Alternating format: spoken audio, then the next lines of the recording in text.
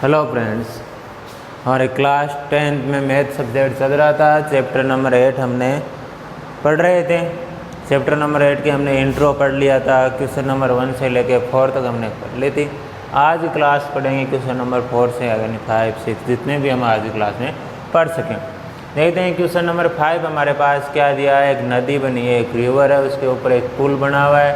जो नदी और पुल के बीच में 45 डिग्री का एंगल बन रहा है। ये नदी है, इस पे पुल बना है और उन दोनों के बीच में कितने डिग्री का एंगल बन रहा है? 45 डिग्री का एंगल बन रहा है।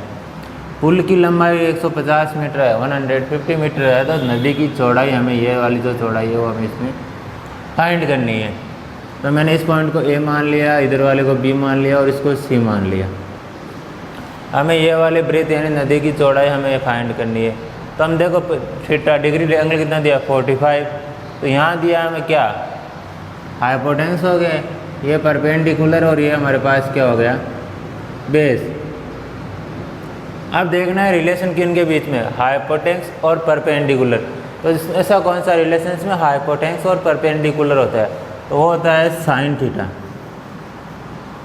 साइन थीटा इक्वल क्या होता है? लंब बटा करण। लंब यानी परपेंडिकुलर और करण यानी हाइपोटेन्यूस। और यहाँ हमारे पास लंब है ए बी और करण है हमारे पास B C. Sine theta, theta इस जगह हमें दे रखा है 45, तो साइन 45 इक्वल ए बी की वैल्यू हमें बी दे रखी है, हमें फाइंड करनी है, अपॉन बी सी की वैल्यू हमें दे रखी है 150। साइन 45 की वैल्यू होती है 1/√2। तो साइन 45 की वैल्यू हमारे पास होती है 1/√2। तो 1/2√2 रखा, तो 1/√2 इक्वल b/150। हमें वैल्यू b की फाइंड करनी है। 150 डिवाइड में इधर आएंगे तो मल्टीप्लाई में, तो हो जाएगा हमारे पास b इक्वल हो जाएगा 150/√2।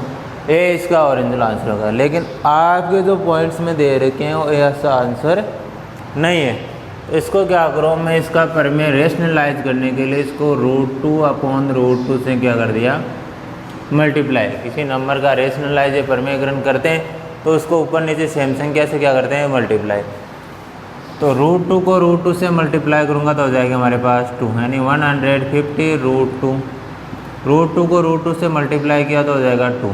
2 का डिवाइड 150 में चला जाएगा 75, यानी बी ये हमारे पास है 75√2 मीटर। बी क्या थे हमारे पास? नदी की चौड़ाई, वो हमारे पास कितनी? 75√2। आप ये आंसर भी लिख सकते हैं, आपको कोई परेशानी नहीं होगी। ये आपका क्वेश्चन नंबर 5। आगे देखिए क्वेश्चन नंबर 6। क्वेश्चन नंबर 6 में क्या दिए हैं? 2 पोल, 2 खम्भे दिए हैं। एक की लंबाई 14 मीटर, एक की लंबाई 20 मीटर, 14 मीटर और 20 मीटर। इन दोनों पोल्स के जो ऊपर वाले सिरे उनको एक वायर तार द्वारा जोड़ा गया है। ये क्या है? तार वायर द्वारा जोड़ा गया है। तो इस वायर की हमें लंबाई याद करनी है। जबकि दिया हुआ क्या है कि इस वायर जो खींच रखा है वो यदि क्षैतिज हॉरिजॉन्टल होती है तो धरातल के समान हो, तो धरातल के समांतर या पैरेलल जो लाइन है उसको हॉरिजॉन्टल या क्षैतिज बोलते हैं। उसके साथ कितने डिग्री का एंगल बना रही है? 30 डिग्री का। तो हमें इस तार की लंबाई याद करनी है। और तार की लंबाई निकालने के लिए यहाँ देखो एक राइट एंगल ट्रायंगल बनता है। तो राइट एंगल ट्रायंगल तो बन गया, लेकिन इसके लिए हमें कम से कम 2 वैल्यू चाहिए, लेकिन इन ट्रायंगल्स की हमें कोई वैल्यू नहीं दे रखी। तो कुछ ना कुछ एक वैल्यू निकाल दें, इससे एक वैल्यू निकल जाएगी। तो देखो यहाँ से लेके यहाँ तक की लंबाई हमारे पास 14 है। तो जिसके समांतर ये भी यहाँ से लेके यहाँ तक कितनी हो जाएगी? 14। और बची हुई बी सी क्या हो जाएगी? 20 में से माइनस, यानी हम कह सकते हैं कि AD बराबर CE बराबर 14। जिससे पहले क्या दे रखा है हमें कि AD दे रखी है 14 और BE दे रखी है हमारे पास 20 मीटर। AD बराबर CE बराबर 14। अब हम कह सकते हैं देखो BE बराबर क्या? CE plus BC। बी को जोड़ दो सी ई प्लस बी सी, तो बी हमारे पास कितनी है 20 प्लस सी ई कितनी है 14 प्लस बी सी, यानी बी सी इक्वल हमारे पास हो गया 20 माइनस 14 यानी 6 मीटर। यानी यहाँ से यहाँ तक 14, बची हुई सी 20 माइनस कर दिया, तो ये बची हुई बी सी हमारे पास कितनी आई 6 मीटर। अब हमारे पास ये आ गई, ये देखो तो ये हमारे पास है परपेंडिकुलर, ये बेस बन गया और ये बन गया हमारे पास हाइपोटेन्यूस। तो परपेंडिकुलर और हाइपोटेन्यूस के बीच में रिलेशन देखना है, तो परपेंडिकुलर और हाइपोटेन्यूस के बीच में रिलेशन होता है हमारे पास साइन थीटा का, यानी साइन थीटा इक्वल क्या होता है लंब बटा कर्ण। लंब यानी परपेंडिकुलर, कर्ण यानी हाइपोटेन्यूस। तो यहाँ लंब क्या है बी सी, कर्ण क्या है A B. Sine theta, theta का मान कितना दिया है 30 डिग्री, और साइन 30 की वैल्यू होती है 1/2। तो एक बार तो लिख देते हैं, देखो साइन 30 डिग्री, बी सी दे रखी है 6 और ए बी हमें फाइंड करनी है। साइन 30 डिग्री की वैल्यू होती है 1/2 इक्वल 6 ए बी।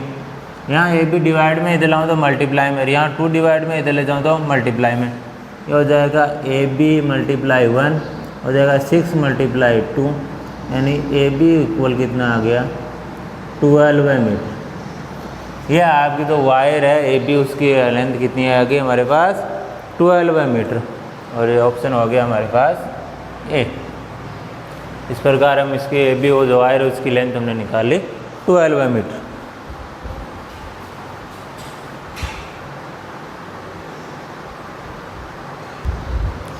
आगे देखो क्वेश्चन नंबर 7। क्वेश्चन नंबर 7 क्या दे रखा है, एक मीनार दे रखी है, तो मीनार मैंने बना ली ए बी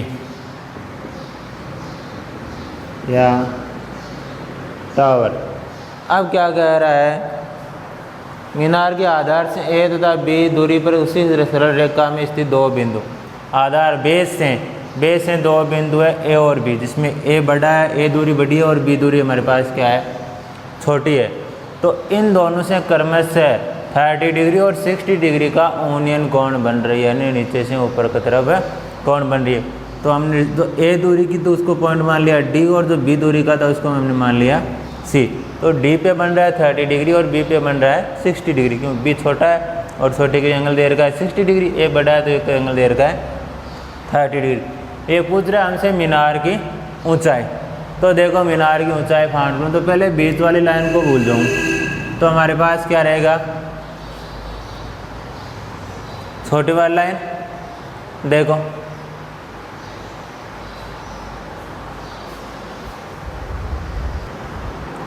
चलो देखो, बड़ी वाली थी ए, छोटी वाली थी बी, और हमें एच निकालना था। हाइट यानी ये हमारे पास क्या बन गया परपेंडिकुलर, ये हमारे पास बन गया बेस, और ये बन गया हमारे पास हाइपोटेन्यूस। तो परपेंडिकुलर यानी लंब और बेस यानी आधार के बीच में हमें रिलेशन देखना है। तो लंब और आधार के बीच में हमारे पास टेन थीटा होता है, यानी टेन थीटा इक्वल होता है लंब यानी परपेंडिकुलर और आधार यानी बेस, ये रिलेशन होता है। पहले बात करता हूँ मैं एंगल 30 डिग्री की। तो एंगल 30 यानी टेन 30 डिग्री इक्वल लंब क्या हो गया हमारे पास ए बी अपन आधार क्या बन गया है बी डी। ए बी की वैल्यू एच और बी डी की वैल्यू हमारे पास क्या है ए। टेन 30 की वैल्यू होती है 1/√3, 1/√3 इक्वल हो गया एच अपॉन ए। वैल्यू फाइंड करनी है एच की, तो ए इधर डिवाइड में इधर लाऊं तो मल्टीप्लाई में, तो एच इक्वल हमारे पास हो गया a/√3। ये इक्वेशन हमारे पास क्या बन गई फर्स्ट। सेकंड इक्वेशन की बात करूँ मैं टेन 60 डिग्री की इक्वल लंब क्या है वही ए बी, आधार क्या बन गया हमारे पास B C. A B equal H, B C equal हमारे पास क्या है बी। टेन 60 डिग्री की वैल्यू होती है हमारे पास √3 एच अपॉन बी। हमें वैल्यू फाइंड करनी है एच की, बी डिवाइड में इधर लाऊँ तो मल्टीप्लाई में, तो एच इक्वल हो जाएगा √3b। ये समीकरण या इक्वेशन हमारी बन गई सेकंड। तो मैं इक्वेशन फर्स्ट मल्टीप्लाई करता हूँ इक्वेशन सेकंड को। इक्वेशन फर्स्ट को मल्टीप्लाई करूँ तो एच से एच मल्टीप्लाई हो गया, तो एच मल्टीप्लाई एच हाइट। इन दोनों को मल्टीप्लाई करूँ तो a/√3 मल्टीप्लाई √3b। √3 से √3 कैंसिल, एच को एच से किया तो H square equal ab। Square हटाना है क्योंकि हमें तो केवल एच फाइंड करनी है, स्क्वायर हटाने के लिए इसका अंडर लगा लो, तो एच इक्वल √ab। ये हमारी क्या आ गई हाइट। और ये कौन सा ऑप्शन है हमारे पास, ऑप्शन नंबर सी। तो ऑप्शन नंबर सी हमारा क्या हो गया राइट। ये क्वेश्चन नंबर 7।